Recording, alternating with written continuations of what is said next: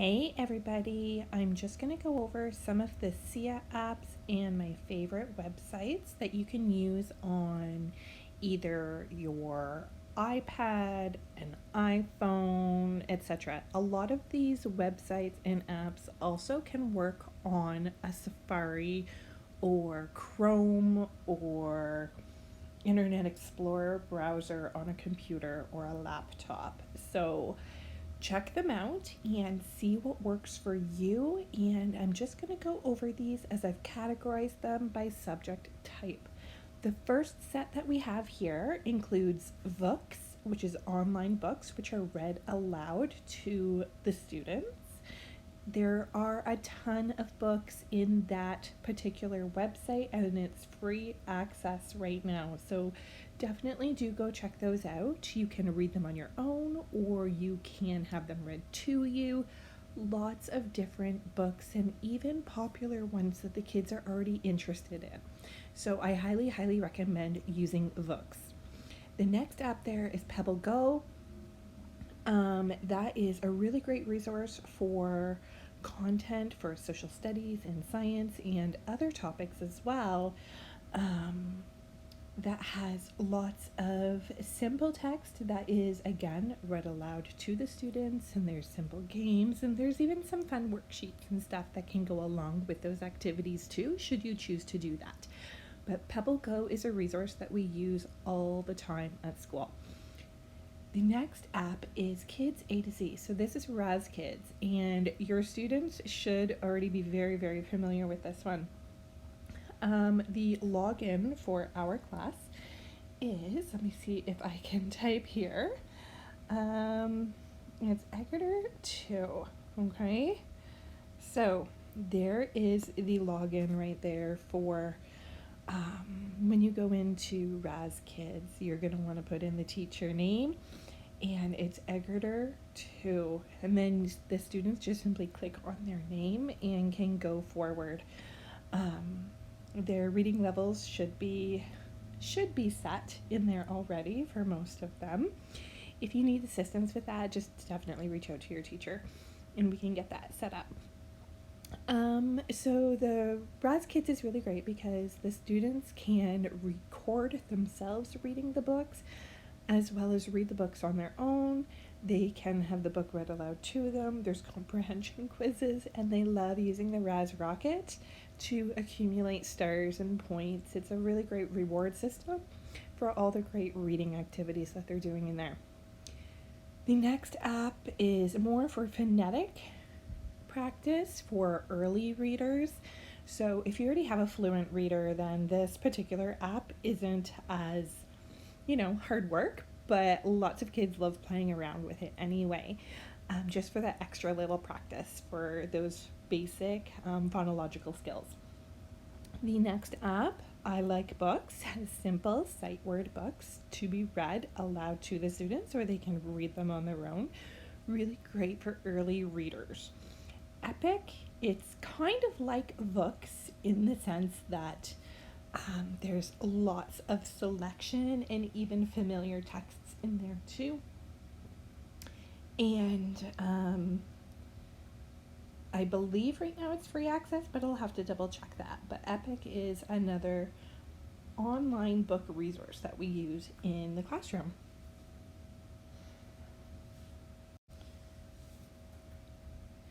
These resources on this particular page are all about creation.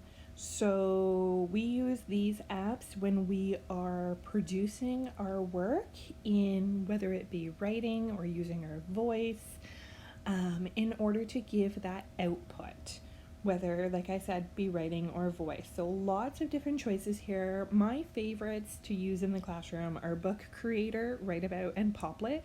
Write-About has tons of pre-made writing prompts which are already in the app. So I highly recommend that one for anybody starting out with anything like this. It's great. You can just pick an app, and I will share a video after this about how to go about using those particular apps. But I love Book Creator, Write-About, and Poplet.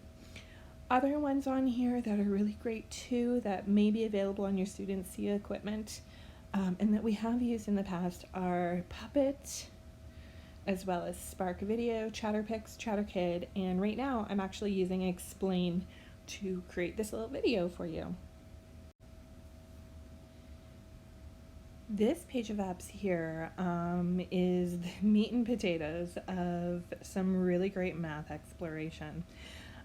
One thing I really want to point out is that it's pretty incredible, but Dreambox, which is a structured and progressive math program, which will push students through from their level, and it is actually very intuitive in that it will go forward or backwards based upon the student's strengths and needs as they're progressing through the program. And it's very interactive and fun, and the kids love doing the little games and stuff in it. I love Dreambox and can't believe right now that it is free for students to use during the school closure period. So definitely do check out Dreambox. I love it. The next one, Prodigy. Lots of our kids already have logins for this and know how to get in on their own. Again, it's game based, but does, again, progressive math problem solving skills in there. Both are, I would say, the two top favorites of all of our students.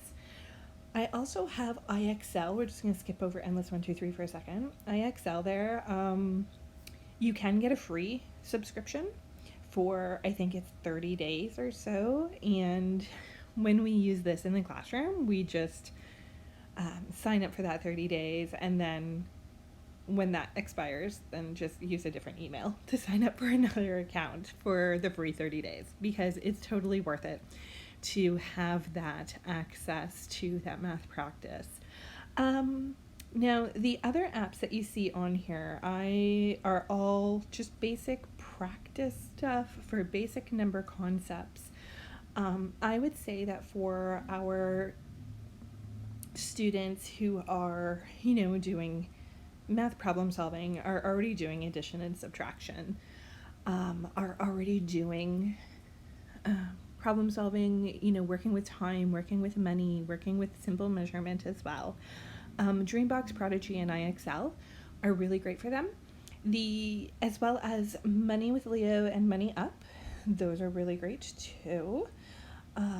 But for those who are just beginning with their number concepts and their numeracy skills, then I highly recommend trying out Endless 1, 2, 3, Number Quiz, Moose Math, Counting Dots, Candy Count, Bugs and Numbers, Toddler Games, Preschool Learning.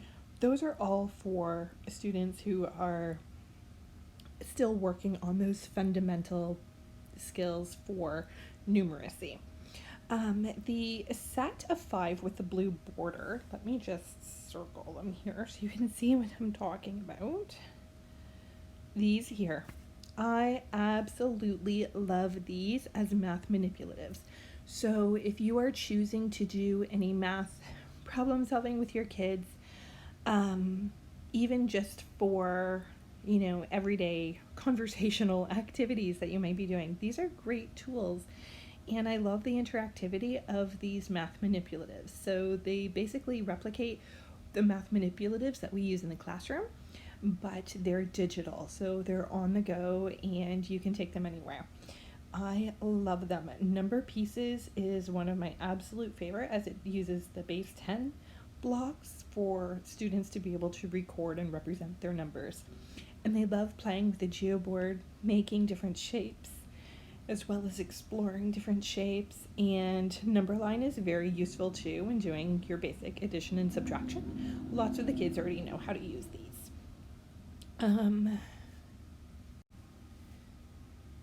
These apps here are all surrounding literacy practice skills. So working with letters, working with sounds, working with word families, phonological awareness, lots of different just basic practice stuff. A few that I'd love to point out to you are these ones here. So auditory memory, as well as Hear Builder, sequencing, and phonological awareness there. Those are part of the Hear Builder series. Now, we don't actually have a subscription for that in our classroom, but the kids love practicing those on demo mode. They've been very, very popular. So I would highly recommend getting some of those, as they already know how to get in and practice. And they seem to be very, very eager to work with those. So very cool stuff. Bits boards. Over here, you can explore, try out. It's a little bit of an in-depth program, but there's lots of great resources in there if you want to play around and find them inside there. You can just use the search feature to find different bits or different boards for topics of students' interest. But that's not one that we use a whole lot in the classroom, but we have explored it a bit. Flipgrid. Again, that's another content creation tool, but it provides also it provides resources for, like research or reading, stuff like that. So feel free to explore that too, but that's a little bit more one that we would use in the classroom as a group. And then YouTube Kids, just wanted to point that out because it's a great way to let the kids explore on YouTube in a safe environment so that they don't have all the extra stuff that we may not want them to see. These are some fine motor practice apps. So Touch and Write is really great. It's really fun because you can write in ketchup and shaving cream and chocolate pudding and stuff, and just practicing the basic letter formation. We love making lists of our own of important words to us, whether it be, for you, maybe you could do family member names or Easter words or spring words, or read a book and make a list of interesting words that you found in the book. You can make your own lists and then practice writing them.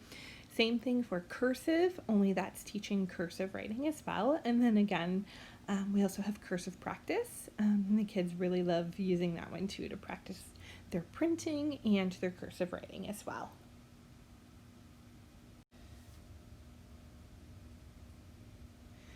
These apps here are really great for communication building. It looks like they're just simple little games where, the kids play with little characters, very much like you might have like a dollhouse or a farm set or something like that, and you're playing. But you're encouraging that communication. You're encouraging the labeling, the talking, the question asking, all of that stuff while using these. So they're pretty incredible. If you happen to be lucky enough to have two devices that have the same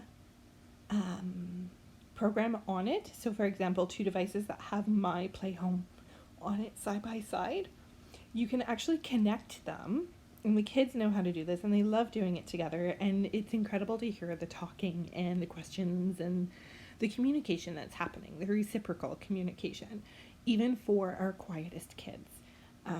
So if you happen to have two devices, it's really fun to just sit beside your child and connect with them over what's happening in these scenes, and they get to have creative control and do what they want in these environments.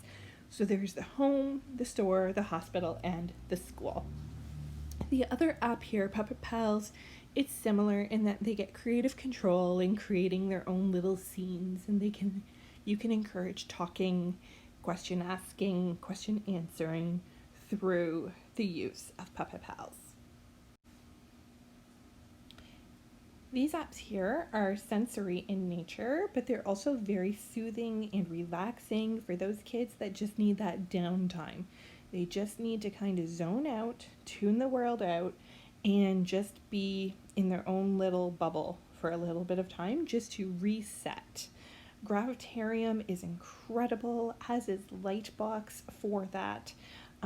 Both are cause-effect related, so when you touch the screen it does something, so explore with those with your students.